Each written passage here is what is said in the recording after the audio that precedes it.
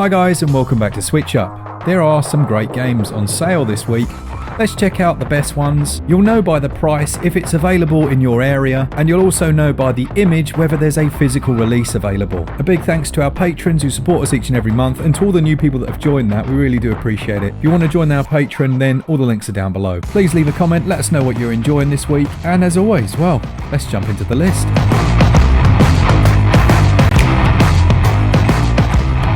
First up then is Assassin's Creed 4 The Rogue Collection. Now this obviously has Assassin's Creed 4 and it also has Assassin's Creed Rogue and a ton of DLC. These are excellent games and they run much better than the last Assassin's Creed game we saw on the Nintendo Switch. Strangely, these have a lot of similarities with the Sid Meier's Pirates series, allowing you to upgrade your ship, traverse different islands around the Caribbean, and sing a number of sea shanties. They're amazing games, and at 20% off, it's not the biggest drop ever, but if you didn't pick them up before, now might be the time.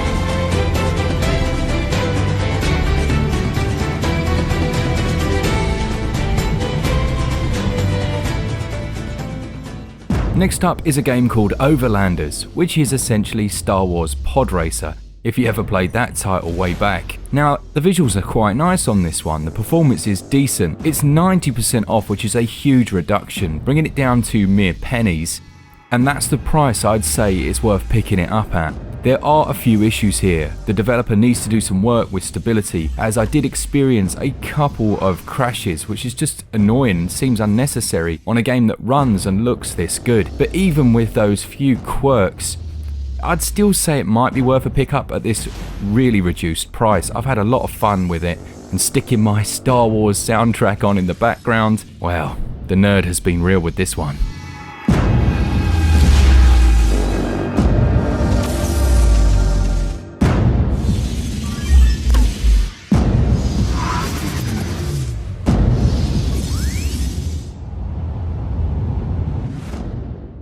Big thanks to Buzzbreak for sponsoring this video. If you're not sure what Buzzbreak is, it's literally like they've combined everything that people spend most of their time doing on their phone, and then you can get paid for it.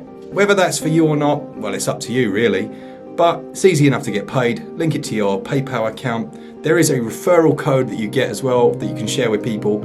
I played for a couple of days, you can watch videos. Obviously they design it so that if you check in more often then you earn more cash. There are surveys and bits and bobs, but you know, if you're anything like me and you spend ages on YouTube just browsing crappy videos, you might as well get paid for it.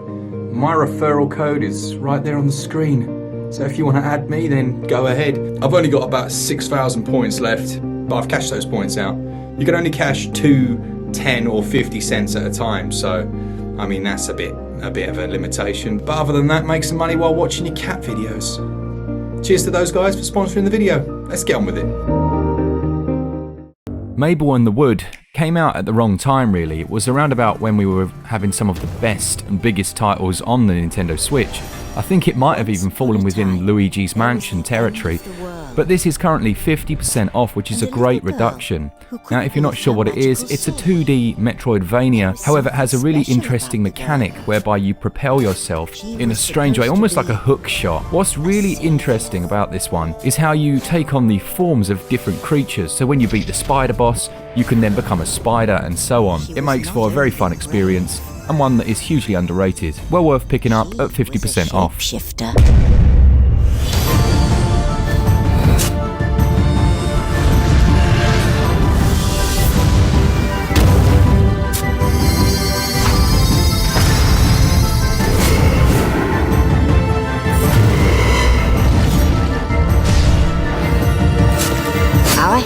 Glen really enjoyed his time with Yooka-Laylee and the Impossible Layer. It's a throwback, that's for sure. It doesn't follow the same formula as the fully 3D world from the first game. It's almost split into two different aesthetics and definitely has a good amount of challenge to it. It's currently a lovely 33% off on the EU eShop, and that ends on the 19th. If you're looking for a lovely little puzzle platform game, then this might be the one for you.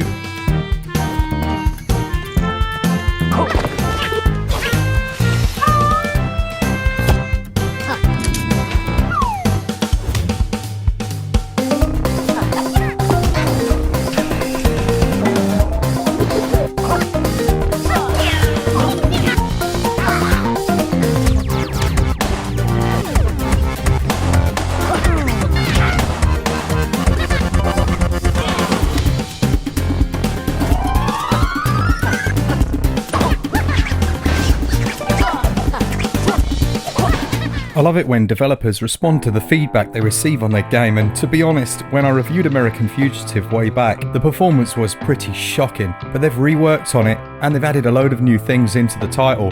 It's well worth picking up at 50% off.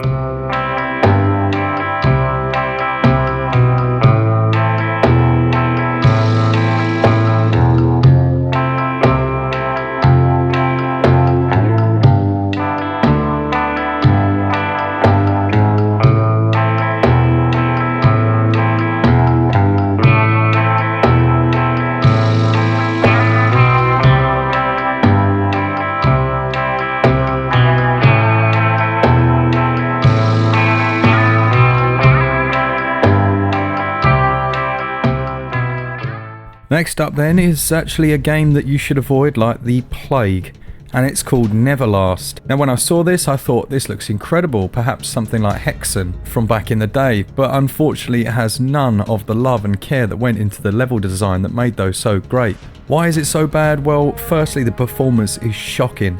It fluctuates from 60 frames per second down to about 5. There doesn't seem to be any actual design that's gone into the levels, with procedurally generated levels just kind of growing in front of you as you run around. The main weapon, in fact the only weapon I found so far in my playthrough, is the sword that you start the game with and a magic spell. It's just poor, really poor. I was really disappointed with this because it's currently 80% off and seems like an absolute steal.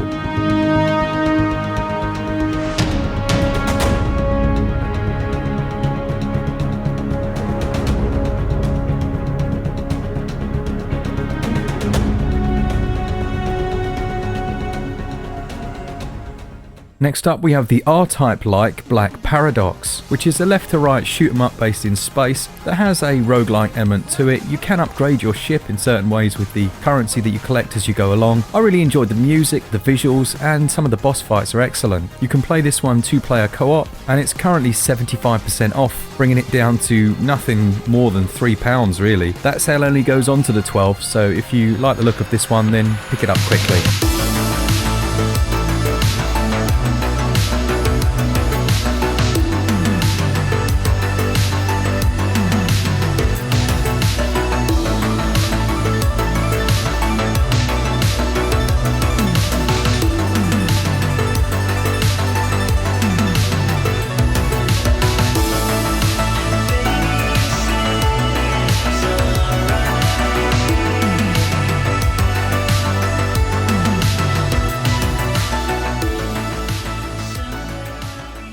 Okay, so on to the fantastic Children of Morta from 11-Bit Studios. Pretty much everyone that is in the reviewing game loved this title. It has a brilliant 1 or 2 player co-op mode. It's kind of reminiscent to maybe early Diablo titles, perhaps Diablo 2. But what was so good here was how they interwove the story into every element of the game. Every time you went out on a run, and it does have a bit of a roguelike element to it, the story would progress between with a little bit of a cutscene. I haven't seen anything done quite as well in this style of game since actually a completely different genre, Everspace, whereby it didn't matter how many runs you made, you always felt like you were making progress because you'd always push the story forward, and that's what it's like here. It's a great game and it's on sale till the 20th, so you've got a bit of time. Maybe go check out our review to see if this one's for you.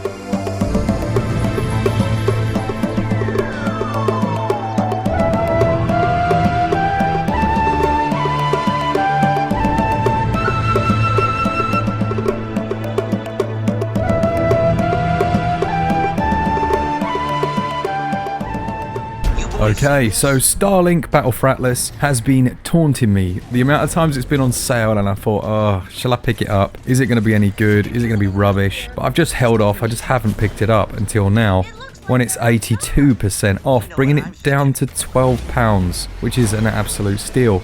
You can also buy the edition that has everything in it for around about £20. This sale goes on till the 24th, so if you're interested. What I will say is that from my limited playtime so far, is it has some similarities, and this is going to sound a bit odd, but with something like No Man's Sky. I really enjoy the way they've done it, and I'm impressed actually how well they've done it once again. So worth your time, worth looking at, and also you can find this very cheaply physically if you prefer to buy your games that way. Fox, thanks.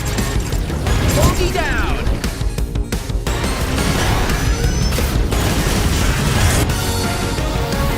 Do a barrel roll. Last but not least then, and another title I picked up on this sale, is Swindle, a steampunk adventure. It's very similar to something like Spelunky, and in fact the developers mentioned this as one of their big influences. You take control of a randomly generated thief who starts out at the lowly levels of the city and can hack mines, try and steal cash from computers, and there's a good amount of platforming in here as well. Now the problem comes when the player gets very greedy, as is the case in this type of game, and this is often where you'll die. Whether it's blowing yourself up or falling a long distance, you will lose many thieves. Upon death, obviously, you lose all the cash that you had acquired up to that point. However, you'll then respawn a new thief that has randomly generated appearance, name, and once again, you'll tell yourself that this is your favourite. That is for the 10 minutes it takes for you to die again. What I will say is that you gradually improve, and it's very compelling indeed. When you complete a successful heist and are able to upgrade your abilities, including your jump and things like that, to make platforming easier, it really starts to get its hooks into you. A big thanks to all of you who watched the channel. If you enjoyed it, do all the likey things, push the little thummy things, and what's the other one? Oh yeah, that silly little bell. Big thanks to our patrons who support us each and every month. If you've been with the channel for a while and want to support us, all the links will be down below. For all things Switch, all the time, keep it Switch up. Cheers guys, see ya!